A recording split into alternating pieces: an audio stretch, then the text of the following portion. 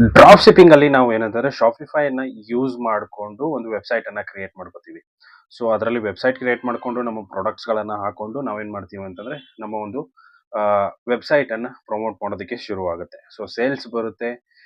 Sales ಆದಮೇಲೆ payments ಬರುತ್ತೆ. ಹಾಗಂತಂದ್ರೆ payments ಯಾವ ತರ ಬರುತ್ತೆ, ಎಲ್ಲಿಗೆ ಬರುತ್ತೆ, ಸಪ್ಲೈಯರ್ಸ್ ಹತ್ರ ಹೋಗುತ್ತಾ ಇಲ್ವಾ ಡೈರೆಕ್ಟ್ ಆಗಿ ನಮ್ಮ ಹತ್ರ ಬರುತ್ತಾ, ಏನು ಇದೆಲ್ಲ ಕನ್ಫ್ಯೂಷನ್ಸ್ ತುಂಬಾ ಇರುತ್ತೆ. ಸೊ ಈ ವಿಡಿಯೋದಲ್ಲಿ ನಾನು ಏನ್ ಮಾಡ್ತಾ ಇದ್ದೀನಿ ಅಂತಂದ್ರೆ ಕಂಪ್ಲೀಟ್ ಆಗಿ ಪೇಮೆಂಟ್ಸ್ ರಿಲೇಟೆಡ್ ನಾನು ನಿಮಗೆ ಎಕ್ಸ್ಪ್ಲೇನ್ ಮಾಡ್ತಾ ಇದ್ದೀನಿ. ಸೊ ಏನಂತಂದ್ರೆ ಇವಾಗ ಪೇಮೆಂಟ್ಸ್ ಏನೋ ಒಂದು ಆಗುತ್ತೆ, ಸಪ್ಲೈಯರ್ ಹತ್ರ ಹೋಗುತ್ತಾ ಇಲ್ಲ ಡೈರೆಕ್ಟ್ ಆಗಿ ನಮ್ಮ ಹತ್ರ ಬರುತ್ತಾ, ಸಪ್ಲೈಯರ್ಗೆ ನಾವು ಮೊದಲು ಪೇಮೆಂಟ್ ಮಾಡಬೇಕಾ, ಏನು ಎಲ್ಲ ಕಂಪ್ಲೀಟ್ ಆಗಿ ನಾನು ನಿಮಗೆ ಎಕ್ಸ್ಪ್ಲೇನ್ ಮಾಡ್ತೀನಿ. ಸೊ ವಿಡಿಯೋನ ಕೊನೆವರೆಗೂ ನೋಡಿ. ಇಷ್ಟ ಆದರೆ ಲೈಕ್ ಮಾಡಿ, ಚಾನಲ್ಗೆ ಹೊಸದಾಗಿರೋದು ದಯವಿಟ್ಟು ಸಬ್ಸ್ಕ್ರೈಬ್ ಮಾಡೋದನ್ನ ಮರಿಬೇಡಿ. ಸ್ನೇಹಿತರೆ, ಹೌದು, ನೀವು ಇವಾಗ ಒಂದು ಶಾಪಿಫೈಯಲ್ಲಿ ವೆಬ್ಸೈಟ್ ಅನ್ನ ಕ್ರಿಯೇಟ್ ಮಾಡಿಕೊಂಡು ಪ್ರಾಡಕ್ಟ್ಸ್ಗಳೆಲ್ಲ ಲಿಸ್ಟಿಂಗ್ ಮಾಡಿಕೊಂಡು ಸಪ್ಲೈಯರ್ಗಳಿಂದ ನಿಮ್ಮ ಅಂದ್ರೆ ಅವ್ರ ಹತ್ರ ಇರುವಂಥ ಪ್ರಾಡಕ್ಟ್ಸ್ಗಳನ್ನ ನೀವೇನು ಮಾಡ್ತೀರಾ ಅಂತಂದ್ರೆ ಲಿಸ್ಟಿಂಗ್ ಮಾಡ್ತೀರಾ. ಸೊ ಸೇಲ್ ಬರುತ್ತೆ, ಆರ್ಡರ್ ಕನ್ಫರ್ಮೇಷನ್ ಆಗುತ್ತೆ. ಕನ್ಫರ್ಮೇಷನ್ ಆದಮೇಲೆ ನೀವು ಕನ್ಫರ್ಮ್ ಮಾಡ್ತೀರಾ ಸಪ್ಲೈಯರ್ಗೆ, ಅವರು ಶಿಪ್ ಕೂಡ ಮಾಡ್ತಾರೆ. ಸೊ ಇದೊಂದು ಆಟೋಮೆಟಿಕ್ ಆಗಿ ಬರುತ್ತೆ. ಹಾಗಂತಂದ್ರೆ ಪೇಮೆಂಟ್, ಇವಾಗ ಫಸ್ಟ್ ಮ್ಯಾನ್ಯುವಲ್ ಪೇಮೆಂಟ್ಸ್ ಬಗ್ಗೆ ಮಾತಾಡೋಣ. ಸೊ ಮೊದಲಿಗೆ ಏನಂತಂದ್ರೆ ನೀವು ಮ್ಯಾನ್ಯುವಲ್ ಆಗಿ ಮಾಡ್ತಾ ಇದ್ರಿ ಅಂತಂದ್ರೆ, ಸೊ ನೀವು ಆರ್ಡರ್ಸ್ಗಳನ್ನ ತಗೊಂಡು ಸಪ್ಲೈಯರ್ಸ್ಗೆ ಡೈರೆಕ್ಟ್ ಆಗಿ ಕೊಟ್ಬಿಟ್ಟು, ಸೊ ಒಂದು ಎಕ್ಸೆಲ್ ಲಿಸ್ಟ್ ಅಥವಾ ಏನೋ ಒಂದು ಕೊಟ್ಬಿಟ್ಟು ಅವರು ಪ್ಯಾಕ್ ಮಾಡೋ ಥರ ಇರ್ಬೋದು. ಇಲ್ಲ ಅಂತಂದ್ರೆ ನೀವೇ ಒಂದು ಏನಂತಂದ್ರೆ ಅಲ್ಲಿ ಅಡ್ರೆಸ್ಸನ್ನು ಹಾಕ್ಬಿಟ್ಟು ಅದನ್ನ ಒಂದು ಲೇಬಲ್ ಬರುತ್ತೆ. So printing label, packing label ಎಲ್ಲ ಬರುತ್ತೆ, ಅದನ್ನ ಅವ್ರಿಗೆ ಕೊಟ್ಬಿಟ್ಟು ಪ್ಯಾಕಿಂಗ್ ಮಾಡೋ ಥರನೋ. ಸೊ ಈ ಥರ ನೀವು ಮಾಡ್ತಿದ್ರಿ ಅಂತಂದ್ರೆ ಈ ಪೇಮೆಂಟ್ ಏನು ಬರುತ್ತೆ. ಸೊ ಇವಾಗ ನಾವು ಶಿಪ್ಪಿಂಗ್ ಮಾಡ್ಬೇಕಂತಂದ್ರೆ ಥರ್ಡ್ ಪಾರ್ಟಿನ ಯೂಸ್ ಮಾಡ್ಕೋಬೇಕಾಗತ್ತೆ. So for example ship rocket ಅಂತ ಕರಿತೀವಿ. ಸೊ ಶಿಪ್ ರಾಕೆಟ್ ಏನಂತಂದ್ರೆ ಇದೊಂದು ಒಂದು ಶಿಪ್ಪಿಂಗ್ ಒಂದು ಚಾನಲ್ ಅಂತಾನೆ ಹೇಳ್ಬೋದು. ಇಲ್ಲಿ ಏನಾಗುತ್ತೆ ಅಂತಂದ್ರೆ ತುಂಬಾ ಒಂದು ಅದ್ರದೇ ಆದಂತ ಒಂದು ಚಾನಲ್ ಸಪರೇಟ್ಸ್ ಆಗಿದೆ. ಸೊ DTDC ಆಗಿರ್ಬೋದು, ಡೆಲಿವರಿ ಆಗಿರ್ಬೋದು, ಸೊ ಈ ತರ ಒಂದು ಬೇರೆ ಬೇರೆ ಬೇರೆ ಸಿಗುತ್ತೆ.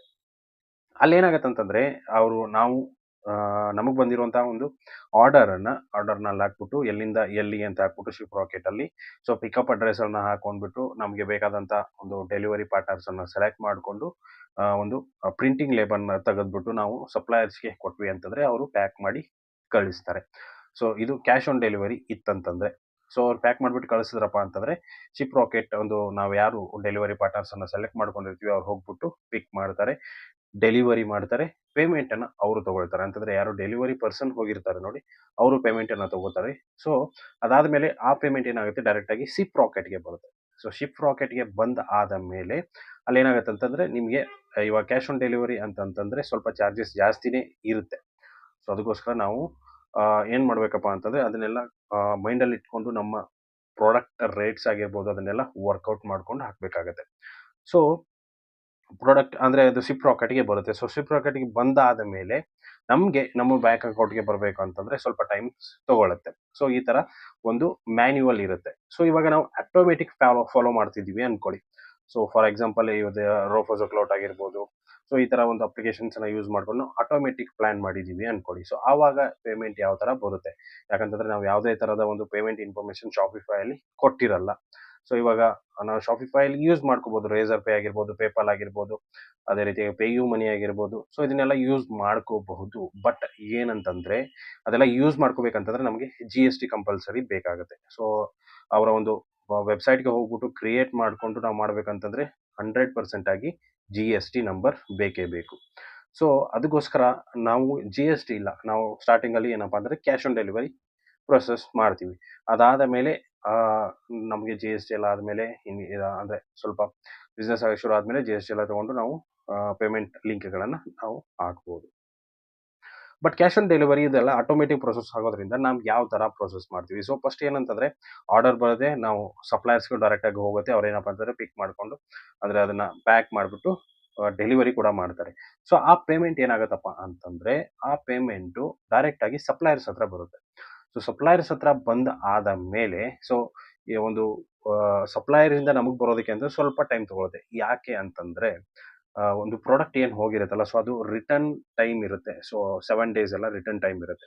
ಸೊ 7 ಡೇಸ್ವರೆಗೂ ನಮ್ಮ ಅಮೌಂಟ್ ಏನಿರುತ್ತೆ ಅವ್ರ ಹತ್ರನೇ ಇರುತ್ತೆ.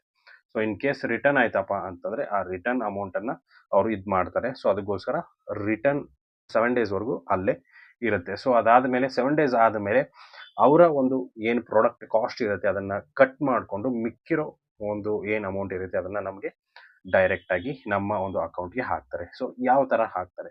ಈ ರೋಪೋಸೋ ಕ್ಲೌಡಲ್ಲಿ ಕ್ರಿಯೇಟ್ ಮಾಡ್ಕೋಬೇಕಂತಂದರೆ ಪ್ರೊಫೈಲು ಫಸ್ಟು ಪೇಮೆಂಟ್ಗೆ ನಿಮ್ಮ ಅಕೌಂಟ್ ಡೀಟೇಲ್ಸ್ ಎಲ್ಲ ಕೇಳಿರುತ್ತೆ. ಸೊ ಅದು ಆವಾಗ ನೀವು ಕೊಟ್ಟಿರ್ತೀರ.